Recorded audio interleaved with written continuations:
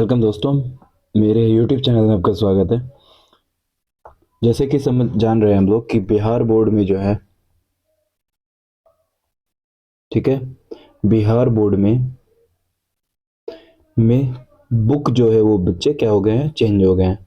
ठीक है, तो अब यहाँ पे आप लोगों को क्या पढ़ना है, पूरा का पूरा एनसीईआरटी पढ़ना है। क्या पढ़ना है हम लोगों को? एनसीईआरटी।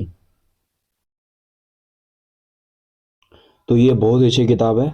आप लोगों को चैप्टर वाइज आपको हम पूरा समझाएंगे। उसके बाद इसका क्वेश्चन आंसर भी इसमें अपलोड करेंगे। तो ठीक है, तो चलिए शुरू करते हैं क्लास। हम लोग का जो पहला चैप्टर है उसका नाम क्या है, तो याद रखना, उस चैप्टर का नाम हमारा फसल एवं प्रबंधन।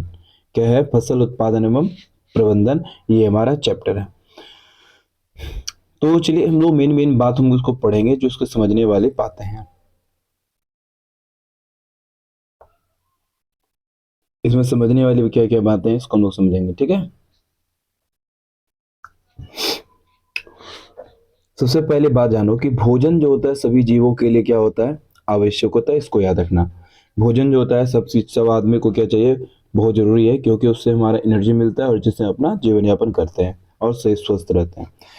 क्या है कि कह रहा है कि हरे पौधे अपना भोजन प्रकाश संश्लेषण कर रहा है। क्या, किस प्रकार संश्लेषित होता है, यानी हरा पौधा जो होता है भोजन किस प्रकार बनाता है, संश्लेषित करता है। मनुष्य सहित सभी जंतुएं भोजन बनाने के लिए असमर्थ है। तो जंतु के भोजन का स्रोत क्या है, ये सारे क्वेश्चंस हैं, हम लोग इसमें जानेंगे। हम भोजन क्यों ग्रहण करते हैं या क्यों खाते हैं, तो उसके बारे में हम लोग पढ़ेंगे। तो यहाँ पे हमारा क्वेश्चन एक आता है, बनता है बच्चा, बहुत ही प्यारा क्वेश्चन है। यहाँ से कहता है हमें भोजन की आवश्यकता क्यों होती है। तो अभी आपको हम बताए जैसा कि सभी जीव से प्राप्त ऊर्जा का उपयोग विभिन्न जैविक प्रक्रमों जैसे भोज पाचन होना, श्वसन, उत्सर्जन, उत्पन्न संपादन होता है। और हम अपना भोजन पौधे या जंतु दोनों से प्राप्त करते हैं। ठीक है, इसको याद रखना। उसके बाद हम लोग आगे देखते हैं बच्चे क्या होता है, इसको याद रखना कि हम लोग इसमें क्या है कि एक विशाल जनसंख्या भोजन प्राप्त करने के लिए नियमित उत्पादन और उचित प्रबंधन का होना आवश्यक है। यानी बच्चे एक बात जानो, हमारे पास लिमिटेड सोर्स है, एक हमारा सीमित मात्रा में है। अगर हम उसको सही तरह से खाना नहीं खर्च करें तो पता चला कि आदमी बहुत सारे भूखे रह जाएगा। सपोज दैट, एक मान लो एग्जाम्पल मान लेते हैं। एग्जाम्पल के तौर पे हम लोग क्या मानेंगे कि एक हमारा फैमिली है, मान लो ये हमारा फैमिली है। ठीक है, और इस फैमिली मेंबर में क्या है 5 सदस्य। कितने सदस्य हैं? 5 सदस्य हैं। ठीक है, कितने सदस्य हैं? 5 सदस्य हैं।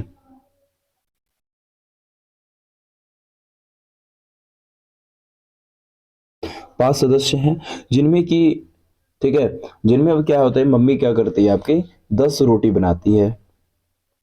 ठीक है, 10 रोटी बनाती है, जिनमें कि दो या तीन छोटे छोटे बच्चे हैं और 2 बड़े हैं। अब मम्मी क्या करती है कि इस रोटी को इस तरह से बांटती है कि सबको, पांचों सदस्य को बराबर बराबर खाना मिल सके, मतलब कि उसके अनुसार खाना मिल सके। यही हमारा बच्चा क्या है, मैनेजमेंट है, प्रबंधन है, और सही रूप से मिल सके। और हमको क्या करना है कि सही रूप से जितना हमको भोजन चाहिए वो हम लेके आ पाए। समझे? तो कहने का मतलब यही हमारा है कि भोजन का सही हमारा क्या होना चाहिए, नियमित उत्पादन होना चाहिए, उचित प्रबंधन होने, मैनेजमेंट होनी चाहिए, और सही रूप से डिस्ट्रीब्यूशन होनी, बढ़नी चाहिए। अब आता है कि अगला टॉपिक हमारा कृषि पद्धति क्या है। कृषि पद्धति बच्चे हमारे जो है, समझिएगा, कृषि पद्धति जो है हमारा बहुत पुरानी सभ्यता से आई है। कैसे आई है समझेंगे। लगभग 10,000 ईसा पूर्व मनुष्य घुमंतु था। पहले आदमी क्या करते थे, घूम घूम के अपना खाना भोजन यापन करते थे। वे एक स्थान से दूसरे स्थान तक भोजन की खोज आवास में घूमते रहते थे, विचरण करते थे। वे कच्चे फल और सब्जियां खाते थे। उन्हें भोजन के लिए जंतु का शिकार करना प्रारंभ किया, और बाद में क्या हुआ, खेती करना, चावल गेहूं उत्पादन करना, फसलों उत्पादन प्रारंभ किया, और इसको याद है, कृषि प्रारंभ किया। और एक बात याद रखना बच्चे, इसमें सबसे पहले जो पालतू बनाया, किसको बनाया? पालतू जानवर कौन था? कुत्ता था। ठीक है, पालतू जानवर कौन था? कुत्ता था। इसको याद रखना। जब एक ही किस्म के पौधे है ना, एक ही किस्म के पौधे किसी स्थान पर बड़े पैमाने पर उगाए जाते हैं तो उसको क्या कहते हैं बच्चा, फसल कहते हैं। याद रखना, अगर फसल का डेफिनेशन पूछ दे बच्चा तो फसल का डेफिनेशन क्या हो जाएगा, तो इसको याद रखना, ये हमारा फसल का डेफिनेशन है। ठीक है, इसको क्या कहेंगे हम लोग, फसल का डेफिनेशन कहते हैं। ये हमारा फसल का परिभाषा है। तो क्या कहेंगे हम लोग, अगर जब एक ही जगह पे अधिक सोर्स, एक ही जगह पे क्या करें, अगर हम लोग ये ज्यादा पैमाने पर, बड़े पैमाने पर क्या करें, उपजाएं, खेती करें, उसको क्या कहते हैं हम लोग, फसल कहते हैं। क्या करें, एक ही किस्म, जैसे धान की खेती है तो धान की खेती, बड़ा प्लॉट में धान की खेती कर दी है, गेहूं की खेती कर दी है, ये सारे क्या है, ये हमारे हो जाएंगे,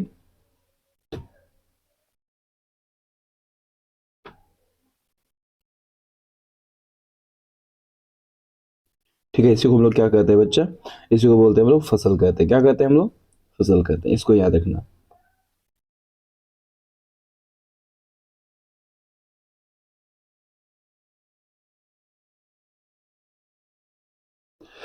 ठीक है, जैसे कि गेहूं के लिए फसल का अर्थ होता है खेत में उगाए जाने वाले सभी गेहूं की फसल। यानी कहने का मतलब फसल क्या होगा, जितने भी सारे खेत है सब में क्या हो जाना चाहिए, गेहूं क्यों नहीं चाहिए।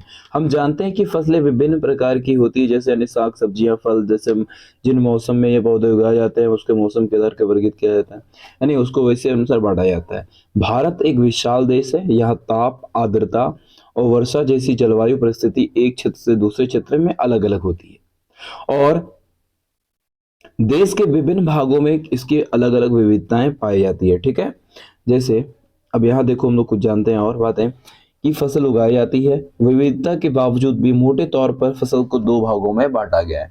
हमारे यहाँ क्लाइमेटिक चेंजेस हैं, अलग अलग जगह के रहन सहन सब कुछ है, उसके अनुसार है, तो यानी फसल को कितने तरह से बांटा गया है, तो दो प्रकार। तो सर पहला बात हम लोग क्या जाने, कि यहाँ हम लोग को जानने वाली बात इसमें क्या आ गई सर, कि फसल हमारे कितने भागों में बांटा गया है, फसल को दो भाग। तो बच्चे हम इसमें मेन मेन पॉइंट आपको ना अंडरलाइन कर दे रहे हैं, इसको समझना, इसको याद रखना। ठीक है, जैसे कि अभी आपको बताया क्या, फसल को कितने भागों में बांटा गया है, फसल को,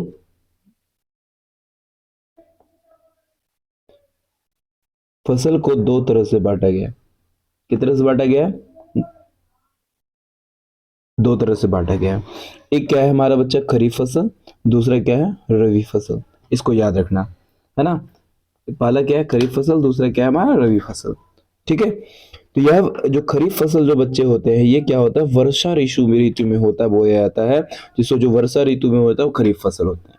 भारत में वर्षा ऋतु सामान्यतः जून से सितंबर तक होती है। कब से कब तक होती है बच्चा, जून से सितंबर तक होती है। जैसे कौन क्या हो गया, मक्का, धान हो गया, मक्का हो गया, सोयाबीन हो गया, मूंगफली हो गया, कपास हो गया, ये सारे के सारे बच्चे क्या है, खरीफ फसल है। इसको याद रखना, है ना। तो हमारा ये बच्चे क्या हो गया, एग्जाम्पल्स हो गए, इसको याद रखना, ये हमारे क्या हो गए,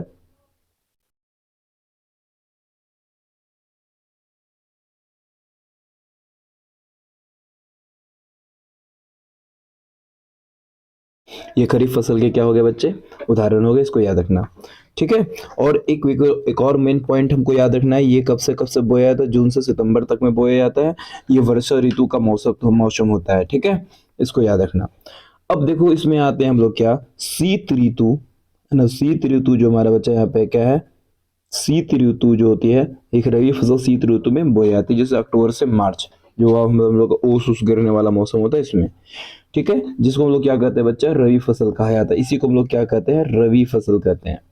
जैसे एग्जाम्पल के तौर पे क्या होगा बच्चा, एग्जाम्पल के तौर पर ना, गेहूं, चना, मटर, सरसों, असली, ये सब क्या है, अलसी, रबी फसल का एग्जाम्पल है। इसको याद रखना। जितने भी सारी दाल है, कहने का मतलब है कई स्थानों पर दालें और सब्जियां भी गर्मी के मौसम में उपजाई जाती है, इसको याद रखना है। ठीक है, तो अगर बोलेगा फसल किसको कहेंगे, तो एक ही जगह पर, है ना, एक ही जगह पर एक ही तरह के फसल बड़े पैमाने पर जब उपजाते हैं, उसी को हम लोग क्या कहते हैं, फसल कहते हैं। फसल कितने प्रकार के होते हैं, तो सर फसल दो प्रकार के होते हैं। कौन कौन, एक खरीफ फसल, दूसरा क्या होता है, रबी फसल। खरीफ फसल कब बोया जाता है बच्चा, तो वर्षा ऋतु के इसमें बोया जाता है, जिसको क्या कहते हैं हम लोग, खरीफ फसल कहते हैं। भारत में वर्षा ऋतु प्रायः जून से सितंबर, यानी बोने का समय क्या जून से सितंबर है, इसको याद रखना। और कौन कौन सा एग्जाम्पल होगा, धान होगा, मक्का होगा, सोयाबीन होगा, मूंगफली, कपास इत्यादि खरीफ फसल होते हैं। रबी फसल क्या होता है बच्चा, शीत ऋतु के समय बोया जाता है, अक्टूबर से मार्च के समय तक बोया जाता है। इसमें उगाई जाने वाली फसलें रबी फसलें कहलाती है। गेहूं, चना, सब मटर, सरसों, अलसी रबी फसल का एग्जाम्पल्स हैं। और याद रखना बच्चे क्या, कि गर्मी के मौसम में जो होते हैं ना, इसके अलावा कई स्थानों पे गर्मी के मौसम में क्या उपजाए जाते हैं बच्चे, ये हमारे फसल उगाए जाते हैं, कौन, दाल और सब्जियां उगाई जाती है। ठीक है, आते हैं हम लोग आगे, देखते हैं बच्चे इसमें क्या है, कि फसलें उगाने के लिए किसान अनेक क्रियाकलाप करती है और समयक विधियों को करना पड़ता है। जो हम लोग क्रिया एक्टिविटी देखेंगे, अलग अलग तरह के होते हैं। कहने का, जिन फसलों में जिनका उपयोग माली और अपने सजावटी पौधे उगाने के लिए करता है ऐसे क्रिया अथवा क्या कराती कृषि पद्धति है जो आगे दिए गए। कृषि पद्धति मतलब खेती करने का तरीका, है ना। हम लोग कैसे कैसे एग्रीकल्चर खेती करते हैं, हमारा क्या है, हमारा एक तरीका है। कृषि पद्धति के अंतर्गत बच्चे इसमें क्या हम लोग देखते हैं, कि सबसे पहले खेत को क्या कहता है, मिट्टी को तैयार किया जाता है। क्या करते हैं बच्चे, सबसे पहले मिट्टी को तैयार करेंगे। उसके बाद जब मिट्टी हमारी तैयार हो जाएगी तब हम लोग बुआई करेंगे। तब उसके बाद उसमें क्या करेंगे, हम लोग खाद और उर्वरक डालेंगे। जब खाद मतलब कि कहने का मतलब बीज जब बड़ा हो जाएगा तो खाद उर्वरक उसमें देंगे।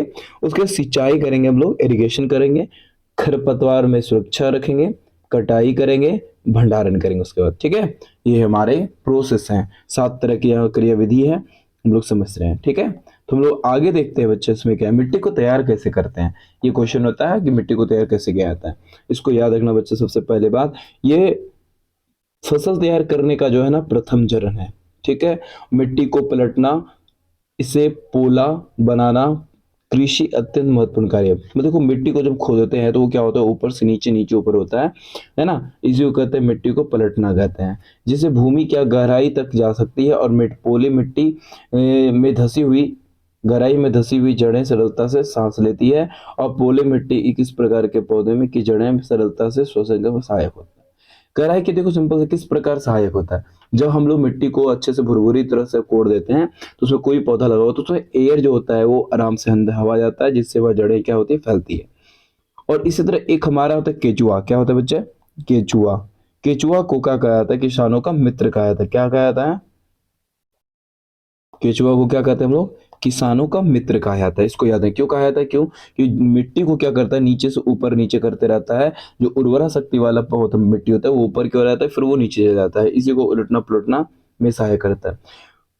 पोली मिट्टी में रहने वाले केचुआ और सूक्ष्म जीवों में वृद्धि करने में सहायता करता है। यह जीव किसानों का मित्र है क्योंकि यह मिट्टी को पलट कर पोला को करता है और तथा ह्यूमस बनाता है।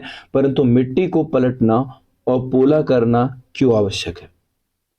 सबसे पहली बात, हमारा जो क्वेश्चन यहाँ बनता है कि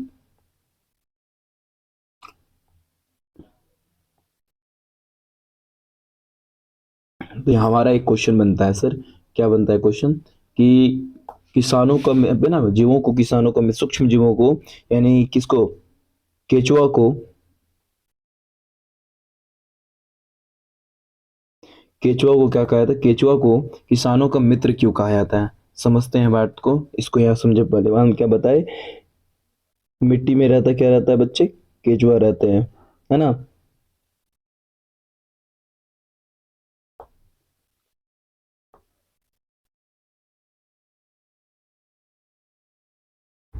ये जो पॉइंट हम बता रहे हैं आपको समझना, यहाँ क्या समझना, कि हम बताए आपको, केचुआ जो पाया जाता है वो सूक्ष्म जीवों में वृद्धि करता है, सहायक होता है, और ये जीवों का मित्र होता है क्योंकि ये मिट्टी को पलट के पोला करता है और ह्यूमस बनाता है। ठीक है, और ये कह रहा है, अगला क्वेश्चन ये हम लोग देख रहे हैं इसमें, क्या हमारा इसमें आ रहा है, कह रहा है क्या,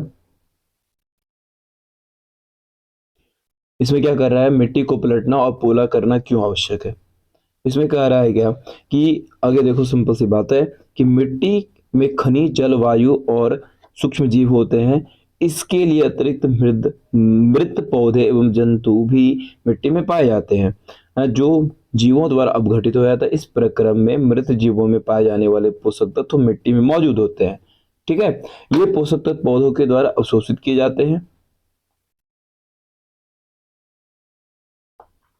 क्योंकि ऊपरी परत में कुछ सेंटीमीटर तक की पौधे में क्या कहता है, सेंटीमीटर की मिट्टी ही पौधे की वृद्धि में सहायक है। इसे उलटने पुलटने और पोले करने में से पोषक तत्व उसके ऊपर आ जाता है और पौधे में इन पोषक तत्वों का उपयोग कर सकता है। और मिट्टी का उलटना पुलटना एवं पोल करना फसल उगाने में अत्यंत महत्वपूर्ण होता है। इस बात को हमेशा याद रखो बच्चा, जब भी हम खेती करते हैं तो खेती को, मिट्टी को उलटना पुलटना इसलिए आवश्यक है ताकि उसकी मिट्टी की उर्वरा शक्ति बनी रहे और उसमें खेती हमारी अच्छी तरह से हो पाए। ठीक है, अगला हम लोग देखते हैं क्या है इसमें। उसमें क्या है हमारा, मिट्टी को उलटने पुलटने पोला करने की प्रक्रिया क्या कहते हैं हम लोग, जुताई कहते हैं। इसको याद रखना बच्चा, ये हमारा जो है इंपॉर्टेंट लाइन है। इसको क्या, जुताई किसको कहते हैं। और ये हल चलाकर कर सकते हैं हम लोग। क्या करते हैं, इसको करने का विधि अलग अलग मेथड है, याद रखना। इसको हल विधि से भी कर सकते हैं। और हल लकड़ी एवं लोहे के बने होते हैं। यह मिट्टी की अत्यंत सूखी है, जो जुताई से पहले इसे पानी देना आवश्यक पड़ता है। जुते हुए खेत में मिट्टी के बड़े बड़े ढेले हो जा सकते हैं। इनको एक पलट की सहायता से तोड़ा जाता है ना, पाटल की सहायता से तोड़ा जाता है। बुआई और सिंचाई के लिए खेती समतल होना आवश्यक है और इनकी प्रक्रिया पाटल द्वारा किया। तो पाटल समझो पहले बात में बच्चे, जब हम लोग खेत को जोत रहे होते हैं ना, तो उसको प्लेन करने के लिए कोई भारी चीज को उसमें लेकर के क्या करते हैं बच्चा, उसको हम लोग प्लेन करने की कोशिश करते हैं। यानी कुछ हमारा ऐसा बना होता है, उसको खींच करके प्लेन करने की कोशिश करते हैं। समझ में आया बच्चे। तो हम लोग क्या करते हैं, हल से जुताई करते हैं, बाकी इसमें पाटल से हम लोग ये करते हैं। और इससे मिट्टी हमारी क्या होती है, भुरभुरा हो जाती है पूरे चीज से, जिसमें हमारा क्या होता है, पानी से पटाया जाता है। अब कृषि के लिए औजार कौन कौन, हथियार क्या क्या होने चाहिए। पहली बात ध्यान ना बच्चा, हमारा इसमें क्या होता है, अच्छी उपज के लिए बुआई से पहले मिट्टी को भुरभुरा करना आवश्यक है। ये कार्य अनेक औजारों से किए जाते हैं, जैसे वो हल, कुदाली, कल्टीवेटर, इनके लिए कार्य होते हैं। याद रखना बच्चा, पूछा जाता है किससे किससे किया जाता है, तो याद रखना यहाँ पे इसके कार्य टूल्स है, कौन कौन टूल्स हैं, हल है, कुदाली है, कल्टीवेटर है, इसके लिए करता है। क्लियर है। ये आपका हल का चित्र दिया हुआ है, ये लकड़ी का बना होता है ना। ये किसका बना होता है, लकड़ी का बना होता है। यहाँ लोहा लगा रहता है और यहाँ पे जो होता है, एक डंडा इसे लगा के बैल के जैसे यहाँ बांधा गया है, जो खींचता है और ये मिट्टी को कोड़ने का काम करता है। ठीक है बच्चे, वही बात लिखा है। हल जो होता है क्या है, प्राचीन काल में इसका उपयोग जुताई और खाद उर्वरक मिलाने और खरपतवार निकालने, मिट्टी को खुरचने में किया जाता था। यह लकड़ी औजार लकड़ी का बना होता था, जिससे बैल की जोड़ियां तथा अन्य पशुओं, घोड़े, ऊंट की सहायता से खींचता था। इसमें लोहे की मजबूती तिकोने पत्ती होती थी, जो कि क्या क्या फाल कहलाता था। ठीक है। हल सेप्ट देखो क्या करे, हल के मुख के लंबी लकड़ी बनी रहती थी, जिसे क्या कहते हैं, हल सेप्ट कहते थे। इसके एक सिरे पर हैंडल होते थे, दूसरे सिरे पे जोत के डंडे से जुड़ा होता था, जिसे बैल की गर्दन पर लटकाया था, जो आपको बताए ऐसे करके लगा हुआ है ना। आजकल लोहे के हल जैसे तेज देसी लकड़ी के जगह पे लेके आ रहे हैं। और दूसरा आता है कुदाली। कुदाली तो आप समझ रहे हैं, एक प्रकार का औजार है जिसका उपयोग भी खरपतवार निकाल दे और मिट्टी को पलटने में किया जाता है। ठीक है, ये सारी चीजें हम लोग देखते हैं। ये आपका हल है, ये कुदाली है। हम लोग जो कुदाल देखते हैं, दो तरह का कुदाल होता है, एक और कुदाल होता है। ये क्या है देखो, दूसरी बात ये क्या है, कल्टीवेटर। कल्टीवेटर जिसको ट्रैक्टर बोलते हैं हम लोग। आज के समय में सबसे ज्यादा हम लोग ट्रैक्टर का यूज करते हैं, जो आसानी से हमारा हो जाता है। दूसरा आता है हमारा क्या, बुआई। बुआई मतलब जो हमारा खेत तैयार हो गया बच्चा, उसके बाद हम लोग क्या करेंगे, बुआई करेंगे। सर बुआई क्या होता है, बुआई फसल के उत्पादन का सबसे महत्वपूर्ण चरण है।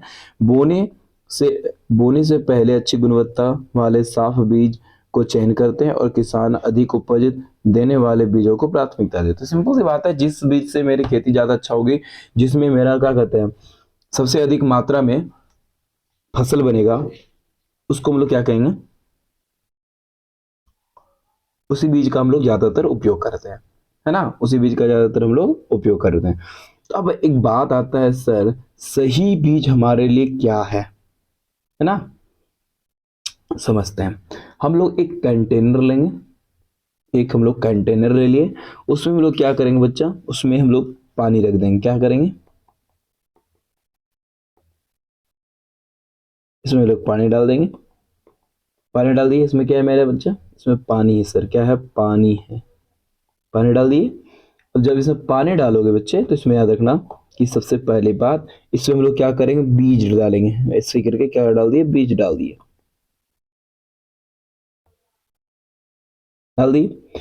अब इसमें से कुछ बीज क्या होगा, समझना बात को, इसमें से कुछ बीज क्या होगा, जो खराब बीज होगा ना बच्चा, वो पानी के ऊपर क्या करेगा, फ्लोट करेगा, यानी तैरेगा, यहाँ पानी के ऊपर में क्या करेगा, तैरेगा। और जो स्वस्थ बीज होगा वो पानी के नीचे पेंदे में क्या होगा, आके नीचे में ऐसे करके बैठ जाएगा। तो इस तरह से हम लोग चेक कर सकते हैं कि कौन मेरे लिए, कौन खराब बीज है और कौन स्वस्थ बीज है, कौन ठीक बीज है, कौन खराब बीज है। समझ में आ रहा है बच्चा? तो इसको याद रखना, हमेशा खराब बीज और स्वस्थ बीज की हम लोग पहचान कैसे करते हैं, तो पानी में डालेंगे उसको, पानी में डालने के बाद हम देखेंगे कि पानी में जो डाले हैं बीज वो डूबा है या नहीं है ना। अगर डूब गया तो समझ जाना वो स्वस्थ बीज है, अगर नहीं डूबा तो वो खराब बीज है। क्लियर है?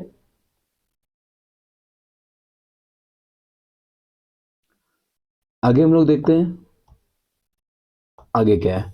कुछ बीजें जल के ऊपर तैर, वही बात है, जो तैरती है बैठ जाते हैं, तो इसका मतलब ये हल्के और होंगे, हल्के होंगे, जो ऊपर तैरेगा वो भारी हल्के होगा, जो बैठेगा भारी होगा। क्षतिग्रस्त भी खोखले होते हैं जिसके कारण वो हल्के होकर जल के ऊपर तैरने लगता है, वही बात हुआ। अच्छे और स्वस्थ बीज क्षतिग्रस्त बीजों से अलग होता है, ये एक अच्छा विधि होता है अलग करने का। तो हम बता दिए आपको कैसे अलग करेंगे अच्छा बीज और खराब बीज को। अब परंपरागत औजार क्या क्या कहता है, देखो, परंपरागत रूप से बीजों की बुआई में इस्तेमाल किया जाने वाला औजार कीप आकार का होता है। कैसा होता है, कीप, ऐसा बना रहेगा कुछ ऐसे करके, ठीक है, नीचे रहेगा, उसमें डाला जाता है, इसमें अनाज डाला गया और वो उसमें जितने जो जोता गया नीचे से, उसमें बीज आता जाता है। बीज को कीप के अंदर डाला जाता है और यह दो तीन नुकीले सिरे के पाइप से गुजरता है, जो मिट्टी के भेद कर बीज स्थापित हो जाता है, छेद करके उसके अंदर बीज चले जाता है। देख लो यही है, इसमें देख रहे हो आप, इसमें देख रहे हो तो क्या कर रहा है, बीज जो होता है,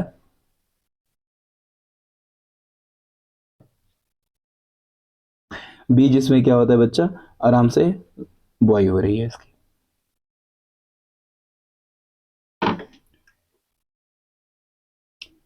अगला हमारा देखते हैं बच्चा क्या है इसमें, सीड ड्रिल। ये हमारा जो ड्रिल करते हैं इसको, ये क्या है, एक तरह का मान लो तुम्हारा मशीन ही है, जैसे हम लोग सीड को, बीज को क्या करते हैं हम लोग लगाते हैं।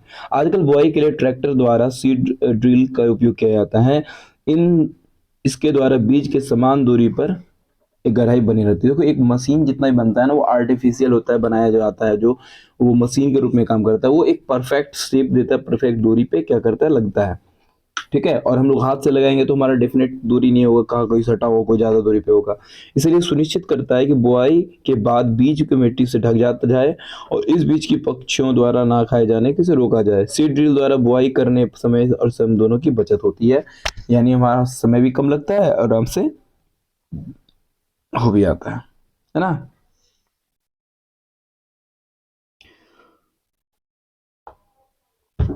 जैसे में कोई बात कहा गया है, देखो, धान जैसे पौधे बीजों को पहले प्रयोगशाला में, पौधशाला में उगाया जाता है, फिर उखाड़ के उसको हाथों से द्वारा रोपा जाता है ना। कुछ वन्य पौधे, पुष्पीय पौधे पौधशाला में उगाए जाते हैं। कहने का मतलब है प्लांटिंग, बीज को बोया गया, बीज को बीज को जब बोया गया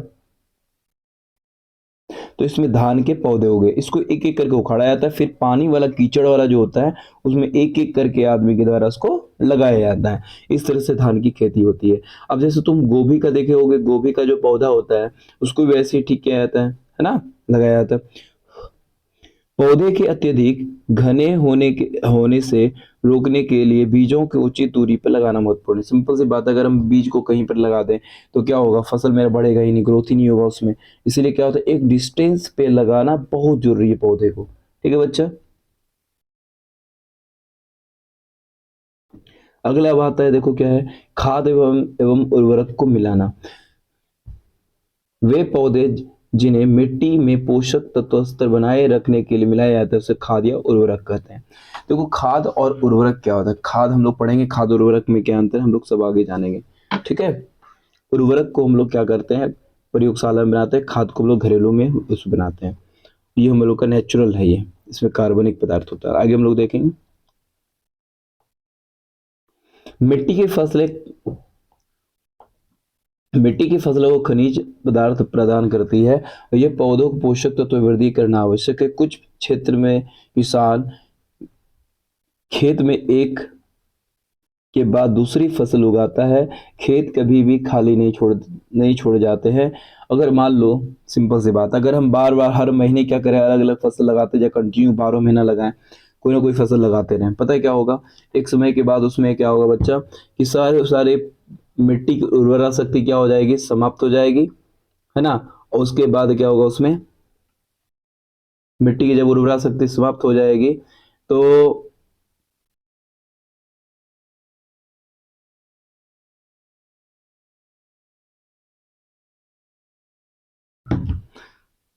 मिट्टी की जब उर्वरा शक्ति पूरी तरह से समाप्त हो जाएगी तो क्या होगा, उसमें फसल उगना बंद हो जाएगा। ठीक है।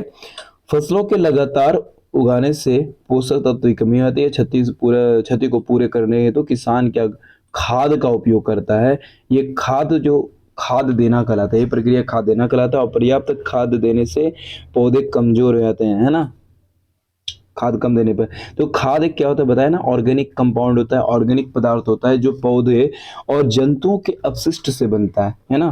किसान पादप और जंतुओं के अपशिष्ट को गड्ढे में डालता है तथा उसमें अपघटन करके खुले में छोड़ देता है। अपघटन ये कुछ सूक्ष्म जीवों द्वारा होता है। अपघटित पदार्थ खाद के रूप में उपयोग में किया जाता है और इसी को कहते हैं हम लोग वर्मी कंपोस्ट कहते हैं, है ना। वर्मी कंपोस्ट होता है जिसको केचुआ के द्वारा तैयार किया जाता है। इसको याद रखना, केचुआ के द्वारा तैयार किया जाता है। ठीक है ना। आगे हम लोग देखते हैं, याद रखना कि ये उर्वरक क्या होता है। उर्वरक को जो होता है हम लोग क्या कहते हैं, ये एक रासायनिक पदार्थ होता है। ये विशेष पोषक तत्वों से समृद्ध होता है। वे खाद से भिन्न होते हैं। कैसे भिन्न होते हैं समझते हैं। उर्वरक को फैक्ट्री में तैयार किया जाता है। उर्वरक का कुछ यूरिया हो गया, अमोनिया हो गया, सल्फेट हो गया, सुपर फॉस्फेट हुआ, पोटास हुआ, एनपीके, है ना, नाइट्रोजन, फास्फोरस और पोटेशियम, ये तीनों से बना होता है। एनपीके खाद बोलते हैं, देखना बोरा में लिखा रहता है। इनका उपयोग किसानों को गेहूं, धान आदि, मक्का जैसे फसलों में उपजाने में किया जाता है। और परंतु उर्वरकों का अत्यधिक उपयोग करने से मिट्टी की उर्वरा शक्ति में भी कमी आ जाती है और ये जल प्रदूषण का भी स्रोत बन जाता है। अतः मिट्टी की उर्वरा शक्ति को बनाए रखने के लिए हमें क्या करना चाहिए, उर्वरकों के स्थान पर जैविक खाद का उपयोग करनी चाहिए, है ना। इस को हमेशा याद रखना।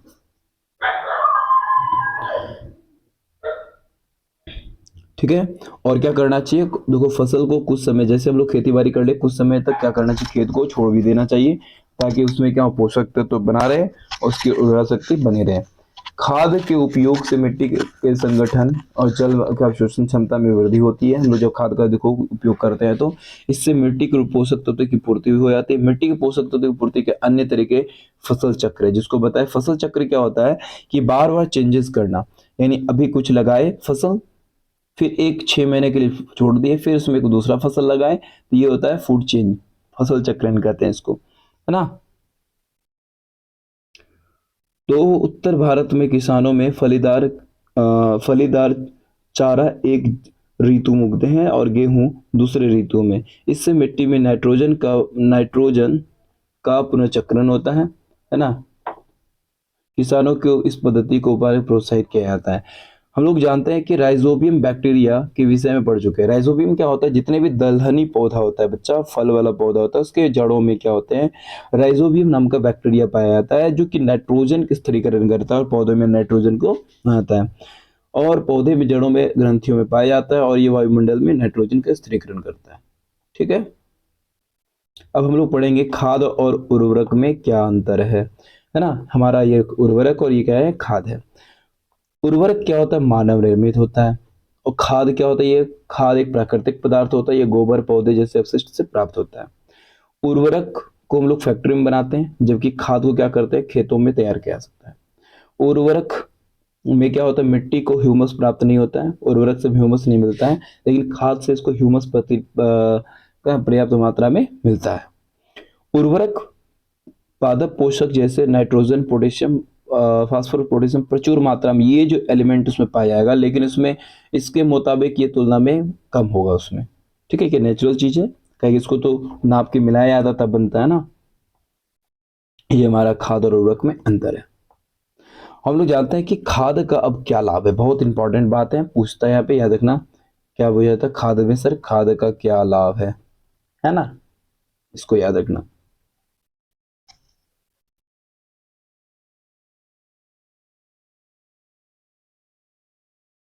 खाद का क्या लाभ है। देखो बच्चे, थोड़ा लेक्चर लंबा हो जाएगा, लेकिन फिर भी हम एक क्लास में वो पूरा कंप्लीट करेंगे इसको। आप लोग उसको देखना और इसके बाद हम इसका क्वेश्चन आंसर भी करा देंगे। ठीक है, इसको याद रखना।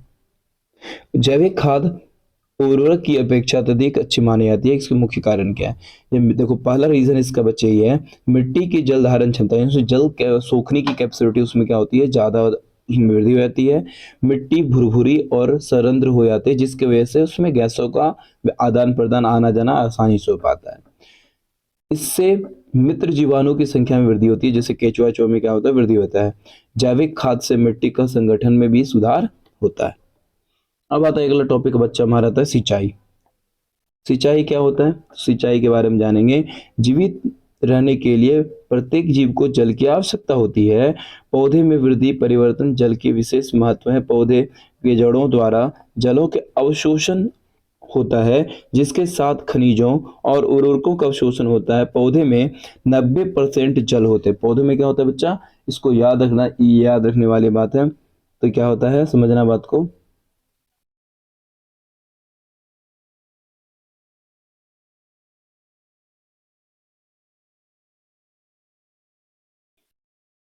देखो थोड़ा सा, हाँ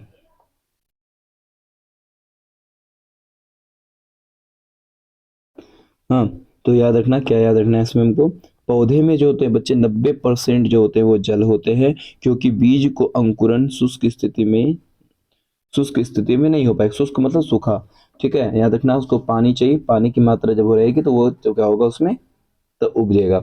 जल में घुलने वाले पोषक तत्व का स्थानांतरण पौधे के प्रत्येक भागों में होता है। यह फसल की पाले एवं गर्म हवा से संरक्षित रहता है। स्वस्थ फसल वृद्धि के लिए मिट्टी में नमी को बनाए रखने के लिए खेतों में नियमित रूप से जल देना आवश्यक है।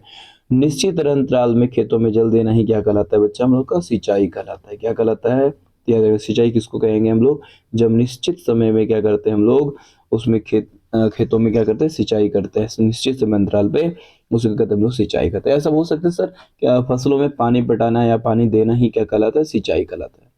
मिट्टी एवं ऋतु में भिन्न होती है। गर्मी में पानी देने की बारंबारता अपेक्षा अधिक होती है। ऐसा क्यों, क्योंकि मिट्टी में पत्तियां जल वाष्पन की क्रिया देखो, कहने का मतलब सिंपल बात है लोग, हम लोग गर्मी के मौसम में पानी दे ज्यादा देते हैं। क्यों क्यों, क्योंकि जैसे पानी देते हैं ना, वाष्पन की क्रिया उसमें बच्चे क्या होते हैं, वाष्पन की क्रिया उसमें बहुत तेजी से होता है, और इसीलिए हम लोग को पानी उसमें देना जरूरी होता है।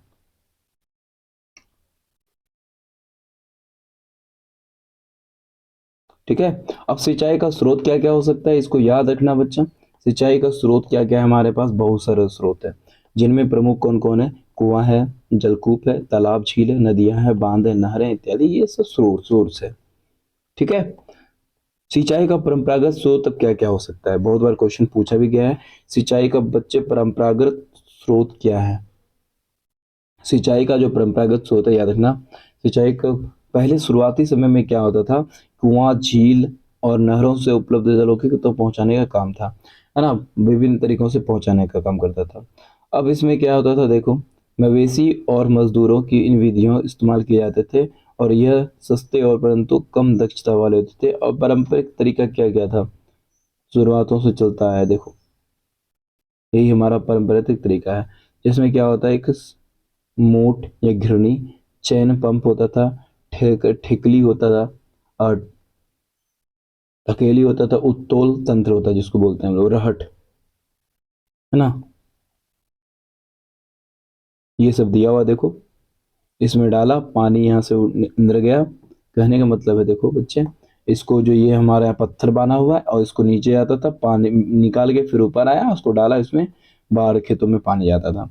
ये घिरनी वाला चैन पंप है, चैन लगा हुआ है, गोल गोल जाता है, ऐसे करके घूमता है, पानी लेके नीचे से आता है, फिर वो पानी इसमें आता है। और ये क्या है, हमारा बस दौड़ने वाला, घूमने वाला, तो उसको बोलते हैं क्या, हम लोग रहट बोलते हैं। क्या बोलते हैं इसको, रहट। यहाँ सब कुछ बंधा हुआ है इसके अंदर में, और यहाँ पे क्या बैल क्या करता है, इसको घूमता है लेकर के, ये भी घूमता है, जिससे पानी बाहर निकलता है और बाहर की ओर जाता है। ठीक है। अब आता है कि आधुनिक सिंचाई की विधि। देखो आधुनिक सिंचाई की विधि में क्या आता है, ड्रिप सिंचाई जिसको बोलते हैं, बहुत सारे इंपॉर्टेंट है ना। आधुनिक सिंचाई में क्या है, जैसे कि पहला इसमें आता है ड्रिपिंग सिंचाई आता है, स्प्रिंकल सिस्टम बोलते हैं। इसमें क्या होता है कि इसमें नोजल लगे होते हैं, जैसे यहाँ पे देखो छिड़काव वाला है,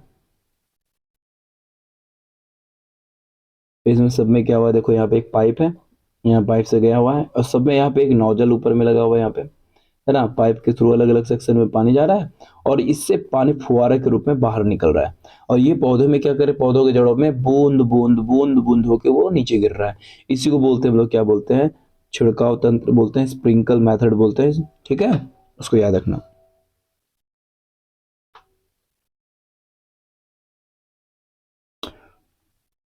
पूरा फुहारा की तरह फैल जाता है ना।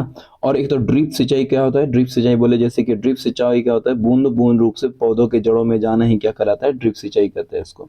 जैसे यहाँ बताया गया दो तरह का मेथड है, तो कौन कौन मेथड था, एक बताया था छिड़काव तंत्र वाला, है ना, क्या बताए थे, छिड़काव तंत्र बोले थे, और दूसरा क्या बताए थे बच्चे इसमें हम लोग, दूसरा पढ़े थे ड्रिप सिंचाई, जिसको बोलते हैं कि ड्रिप सिस्टम बोलते हैं, है ना। इसमें इंपॉर्टेंट जानते हैं, इस विधि में क्या होता है कि असमतल भूमि के लिए किया जाता है, जो प्लेन नहीं है, जहां पर जल की कम आवश्यकता होती है, जल कम मात्रा में उपलब्ध होती है, जो ठीक है, इसे पाइप नलों या ऊपरी सिरों पर घुमाकर नोजल लगाया जाता है, और यह पाइप को निश्चित दूरी पर मुख्य पाइप से जोड़ा जाता है।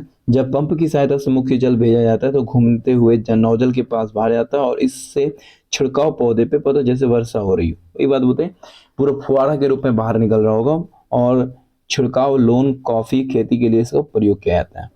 ड्रिप सिंचाई क्या होता है, यह विधि से जल को बूंद बूंद करके सभी पौधों में गिराया जाता है, इस तरह को ड्रिप सिंचाई कहते हैं। यह फलीदार पौधे बगीचे वृक्षों में देने का यह सर्वोत्तम तरीका है, इसको याद रखना। इससे पानी भी खर्च ज्यादा नहीं होता है, और ये होता है। अब आता है सर खरपतवार क्या होता है, खरपतवार किसको कहते हैं, तो खरपतवार हमारा जो है मेन यहाँ पे है। अब हम लोग जानते हैं खरपतवार क्या होता है।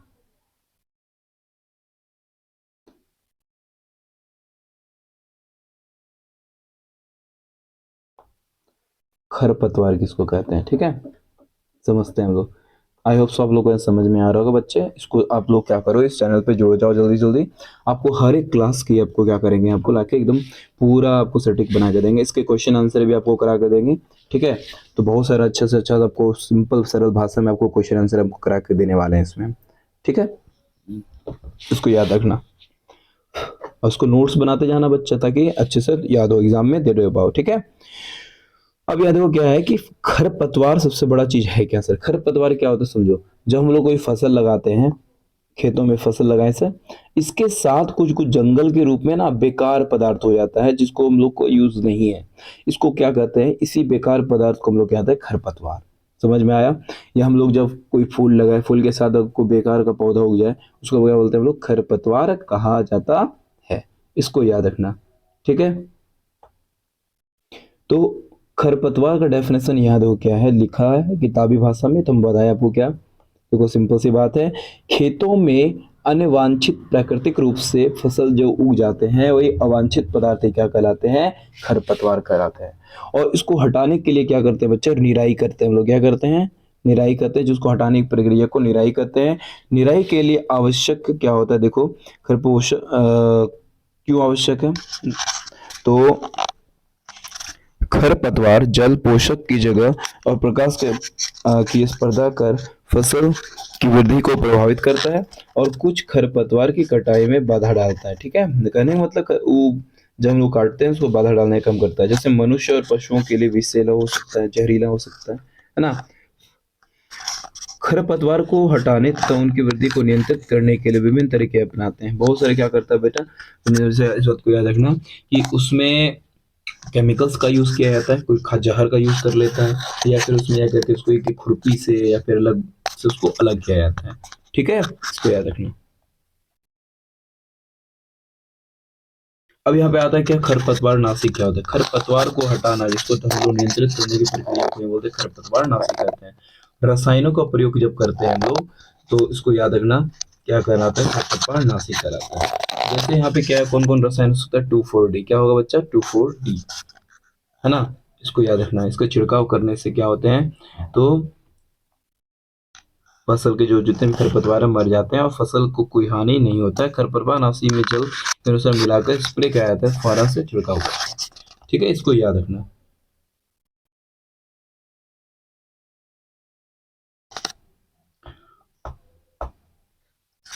जैसे कि पहले बताया गया है कि खरपतवार में वृद्धि के समय में पुष्पन के एवं बीज बनाने से पहले ही खरपतवार छिड़काव किया जाता है। जब फूल वूल बनाना हो तब खरपतवार के छिड़काव के किसानों का के स्वास्थ्य पर भी प्रभाव पड़ सकता है। इन रसायनों का उपयोग सावधानी पूर्वक होनी चाहिए। छिड़काव पे मुंह पर, कपड़े, नाक पर ढक के करना चाहिए। ये बातें हैं। अब आता है बच्चे, जब हम लोग सब कुछ कर दिए, फसल तैयार हो गया, तो सब क्या करना है, उसकी कटाई भी होगी। जब फसल मेरा कट गया, क्या कहते हैं उसको, फसल में तैयार हो गया सर, अब उसको काटना होगा। उसको कटना यानी हम लोग जब फसल को काटते हैं खेतों से, फसल की कटाई की महत्वपूर्ण कार्य, फसल पक जाने के बाद उसे काटा, जिसको क्या कहते हैं हम लोग, कटाई कहते हैं। कटाई के दौरान या तो पौधे को खींचकर उखाड़ लेते हैं या फिर उसके धरातल के पास से काट लिया जाता है। एक अनाज फसल को पकने के लिए 3 से 4 महीने की या जरूरत होती है। याद रखना बच्चा, 3 से 4 महीने में कोई फसल पक जाते हैं। हमारे देश में दराती की सहायता से हाथ के द्वारा कटाई की जाती है अथवा मशीनों के द्वारा उपयोग करके इसको हार्वेस्ट किया जाता है।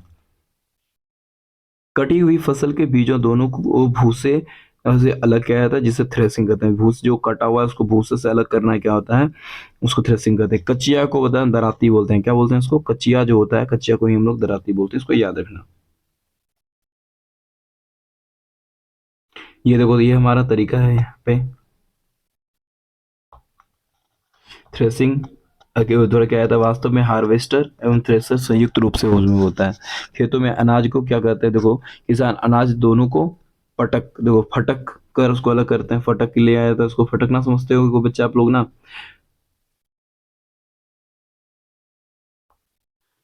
करवाइनिंग करते हैं। और आज इसको यहाँ पे दिया हुआ है, इसको अलग करना, यहाँ पे दिया हुआ है, डालता है इसको, उसमें जो भी खराब चीज वो अलग हो जाता है इससे।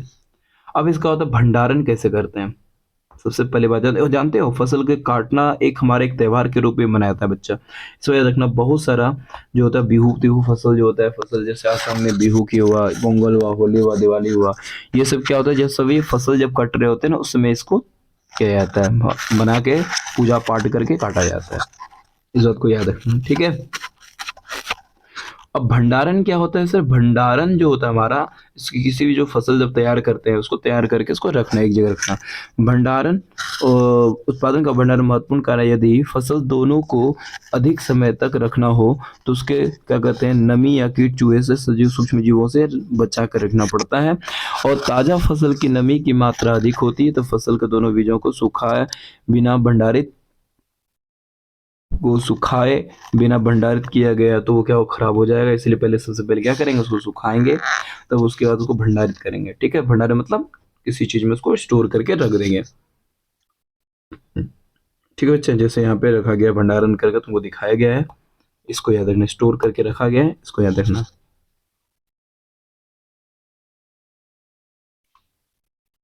अब यह क्या कह रहा है कि नीम की सूखी पत्तियां घरों के अनाज के भंडारण में उपयोग की जाती है। इसका क्या जो रीजन है बच्चा, नीम का ही क्यों किया जाता है, तो क्या कह रहा है कि बड़े भंडार गृह में अनाजों को पीड़कों और सूक्ष्म जीवों से सुरक्षित रखने के लिए रासायनिक उपचार, यानी जो सूक्ष्म जीव होते हैं उससे बचाने के लिए इसका उपयोग करते हैं। अगला इसमें देखो क्या है, जंतुओं में जंतुओं में भोजन कैसे होते हैं, समझते हैं पहले बात को। जंतुओं में भोजन, जैसे जंतुओं से क्या क्या हम लोग को भोजन मिलता है, समझना। जंतु भी हम लोग क्या करते हैं, दूध मिलता है हम लोग को। और क्या मिलता है सर, दूध से हम लोग बनाते हैं, खीर बनता है, दही बनता है, मिठाई बनता है ना।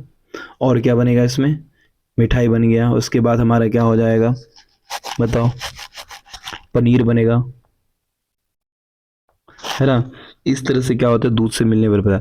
दूध का स्रोत कौन कौन हो सकता है, दूध किससे किससे मिलता है, किसका किसका, गाय का सर, किसका, गाय से दूध मिलता है, भैंस होता है, और क्या हो सकता है सर, बकरी है सर, है ना।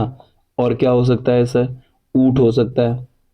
ऊंटनी, ऊंटनी फीमेल यानी, ठीक है, ऊंटनी, ठीक है। ये सारे जो होते हैं उससे का दूध मिलते हैं। और क्या होता है? मांस होता है ना, मांस भी खाता है। जैसे किससे होता है? बहुत सारा, जैसे बकरी, ये बकरा जिसको बोलते हैं, भेड़, है ना। और उसके बाद हम लोग मुर्गा बोल सकते हैं। ये सब के क्या होते हैं? मांस प्राप्त होते हैं। इसको याद रखना, जितने भी जंतु हैं उससे हम लोग को प्राप्त होता है। और जब हम लोग क्या करते हैं बच्चे, इसको बड़े पैमाने पर पालते हैं, इसको बोलते हैं पशुपालन। जानवरों को जब हम बड़े पैमाने पालतू जानवर को हम लोग क्या करते हैं, बड़े पैमाने पर जब पालते हैं, इसको क्या कहते हैं हम लोग? पशुपालन कहते हैं, ठीक है। उसको क्या कहेंगे हम लोग? पशुपालन। मछली पालन भी करते हैं, पशुपालन भी करते हैं हम लोग।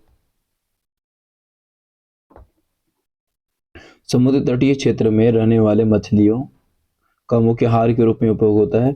सबसे जो समुद्र के तल में जितने भी सारे राज्य होंगे, सब वहाँ क्या होता है? मछली सबसे ज्यादा मात्रा में खाएगा, ठीक है। इसको याद रखना। जब पशुओं की उचित भोजन, आवास, देखभाल के लिए आवश्यक होती है, तो जब ये बड़े पैमाने पर क्या आता है तो उसको क्या कहते हैं हम लोग? पशुपालन। मछली स्वास्थ्य के लिए अच्छा आहार है। इससे हमें क्या, लीवर, कॉड लीवर मिलता है, जिसमें क्या होता है? विटामिन डी की मात्रा अधिक होती है, ठीक है। इसको याद रखना। तो ये बच्चे हमारे चैप्टर थे, ठीक है। तो अब बाकी इसके जो क्वेश्चंस बचे हुए हैं, क्वेश्चंस को हम करा देंगे आपको, ठीक है। तो आप लोग अगर नए हैं, इस चैनल को ज़्यादा से ज़्यादा शेयर करो, और मिलते हैं हम लोग अगले क्लास में। तब तक के लिए टाटा, बाय बाय।